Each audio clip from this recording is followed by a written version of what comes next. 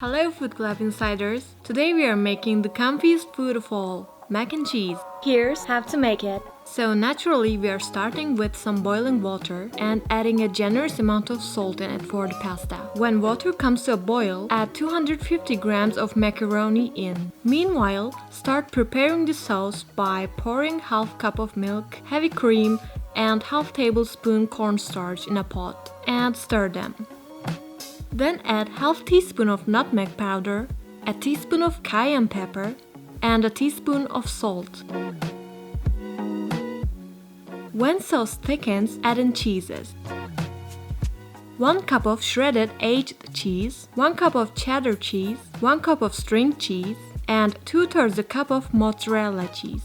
Mix until cheese melts beautifully. Cook the pasta until al dente, then add macaroni in and combine.